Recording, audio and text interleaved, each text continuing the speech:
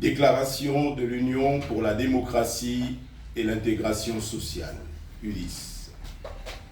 Gabonaises, Gabonais, chers compatriotes, citoyennes, citoyens. Pour notre parti, l'Union pour la démocratie et l'intégration sociale, UDIS, c'est un devoir de justice, d'équité, de vérité et de patriotisme assumé de vous recevoir chaque semaine en cette période charnière de l'histoire de notre pays dans l'optique d'éclairer davantage l'opinion nationale et internationale sur ce qu'il est convenu d'appeler aujourd'hui Opianga Gate.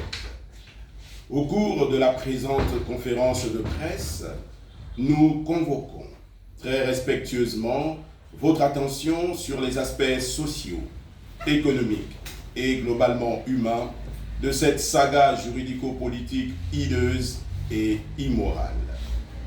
Un complot ourdi par les hommes dans le but de mettre hors d'état de nuire notre président, mais rejeté par les dieux qui se sont refusés à donner leur caution à cette mascarade funeste qui renvoie notre pays dans les méandres du non-droit et du gangstérisme politique dans un contexte, faut-il le rappeler, de restauration des institutions. Gabonaises, Gabonais, chers compatriotes, citoyennes, citoyens, il convient de vous rappeler, toute modestie préservée, que notre leader, M. Hervé Patrick Opianga, est un capitaine d'industrie accompli dont le génie et la réussite transcendent les convenances.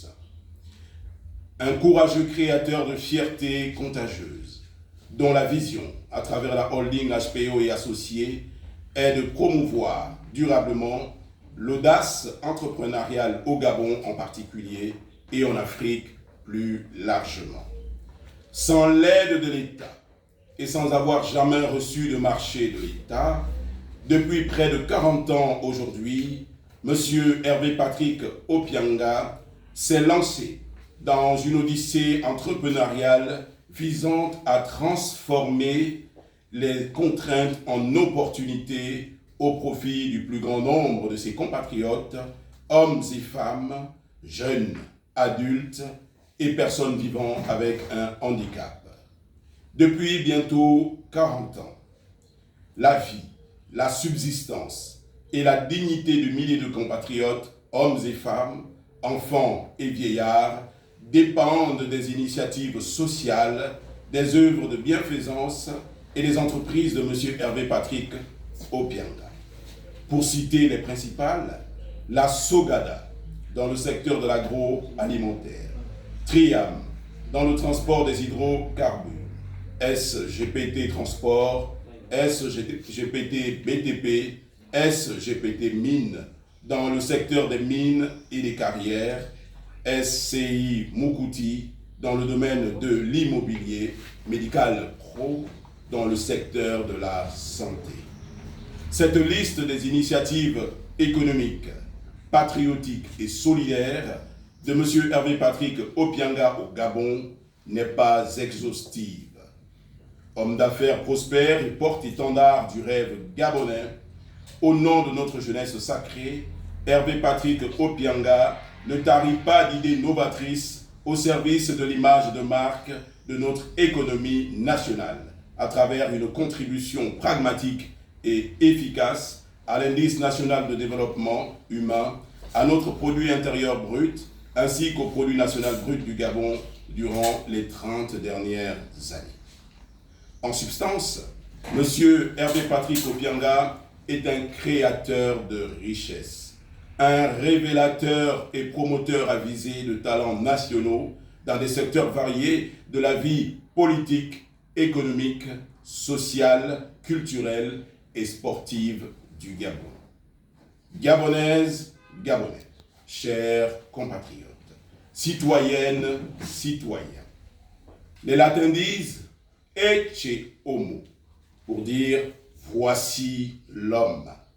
Oui, voici donc Hervé Patrick Opianga et ses œuvres entrepreneuriales humaniste et solidaire pour le Gabon.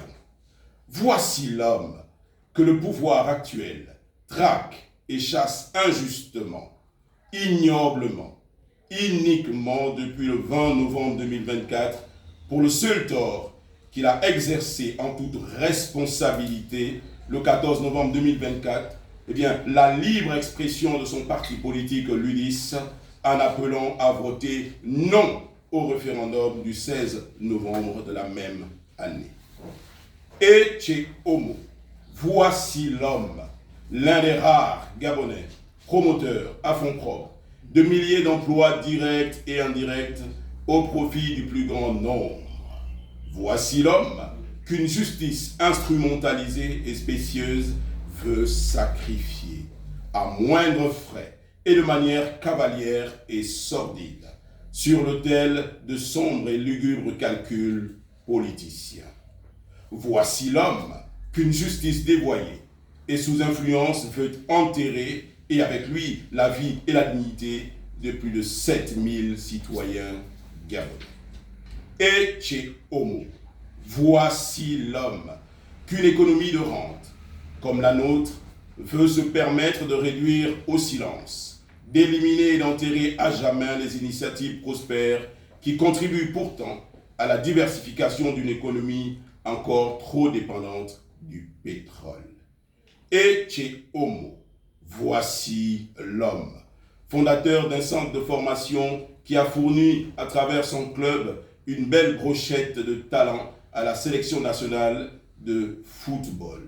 Près de 28% de joueurs actuellement en équipe nationale sont issus du centre de formation de Mounana. Un homme qui a tant fait pour son pays que l'on veut désormais par jalousie et méchanceté vouer aux gémonies.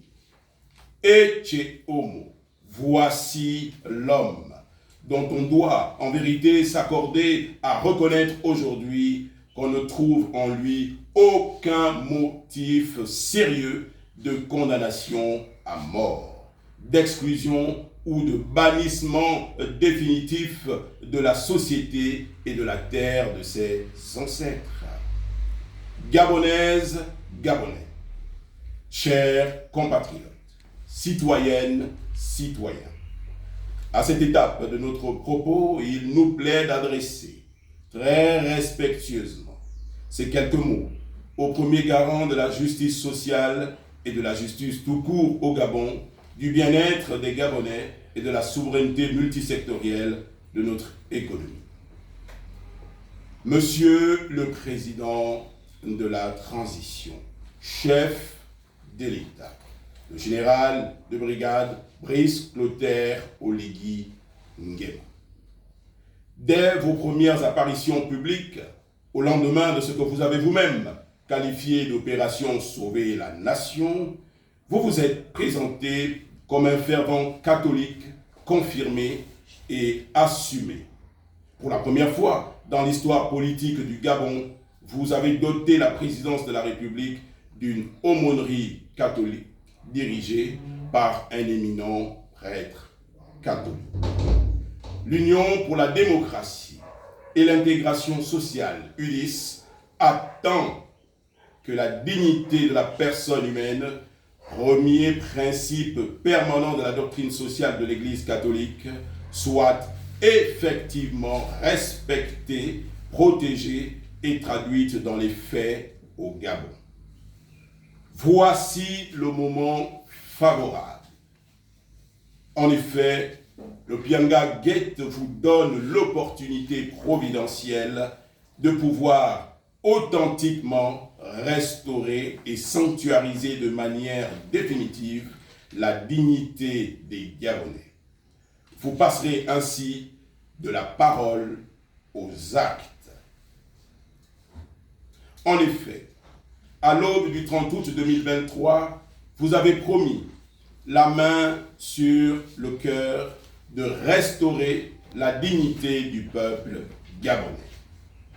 Qu'en est-il de la dignité de ces milliers de Gabonaises et Gabonais employés de la holding HPO et associés? Ces compatriotes sont-ils des exclus, des laissés pour compte, des parias de votre auguste volonté de restaurer la dignité de vos compatriotes?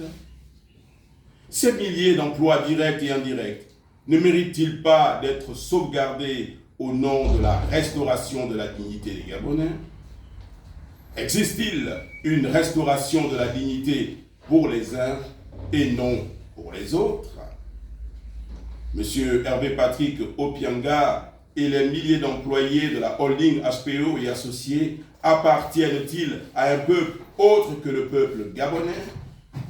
Leur cas n'est-il finalement qu'un non-événement, sans aucune espèce d'importance pour notre société et pour notre économie?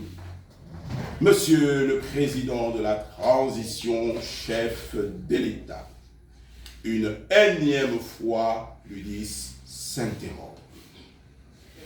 Parlant du rapport entre la famille, la vie économique et le travail, la doctrine sociale de l'Église enseigne que le rapport qui existe entre la famille et la vie économique est particulièrement significatif. La famille doit donc être considérée à bon droit comme un acteur essentiel de la vie économique, orienté non pas par la logique du marché, mais par celle du partage et de la solidarité entre les générations. Pour protéger ce rapport entre famille et travail, un élément à apprécier et à sauvegarder est le salaire familial, à savoir un salaire suffisant pour entretenir la famille et la faire vivre dignement.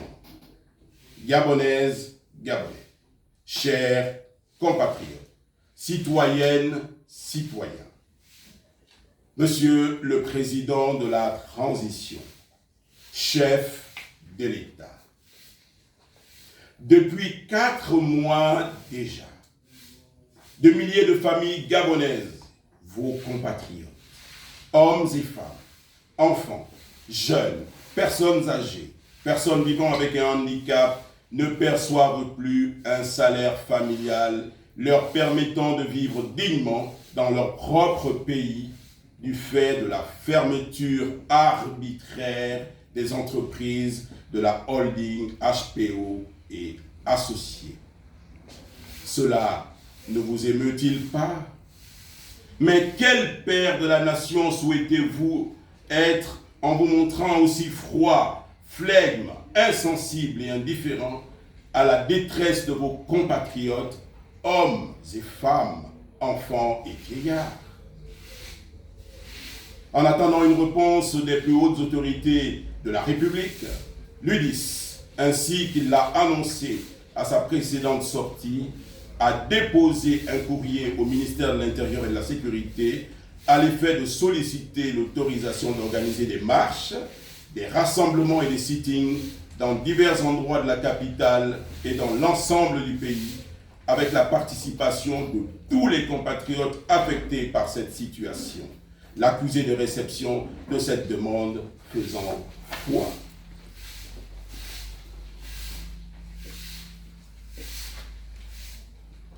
Ainsi donc, l'UDIS, notre parti, attend un signal fort et sincère de la part du président de la transition, son Excellence le général Brice Clotaire Oligui Nguema, en votre qualité de président candidat à l'élection présidentielle du 12 avril 2025.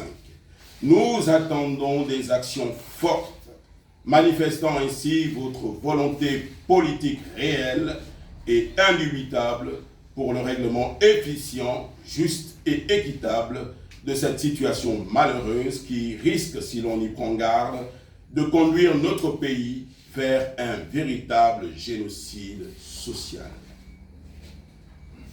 Ernesto Rafael Guevara de la Serna, plus connu sous le pseudonyme de Che Guevara, illustre révolutionnaire cubain, combattant de la justice, de l'indépendance, de la souveraineté et de la dignité de son peuple, déclarait ceci: on commence à mourir quand on commence à garder le silence face à l'injustice.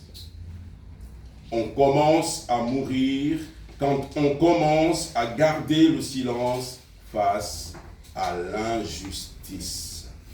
On commence à mourir quand on commence à garder le silence face à l'injustice. Mesdames, Messieurs, membres de la communauté internationale et nationale, votre silence signifie-t-il que vous apportez votre caution morale à cette injustice sociale et politique et que vous acceptez par conséquent ce génocide social? On commence à mourir quand on commence à garder le silence face à l'injustice. Peuple gabonais, chères institutions de la République, avez-vous donc fait le choix de commencer à mourir en restant silencieux face à cette injustice? L'UNIS interpelle ainsi la conscience personnelle et collective de la nation gabonaise. À chacun de prendre ses responsabilités devant Dieu et devant l'histoire. Que Dieu bénisse le Gabon. Je vous remercie.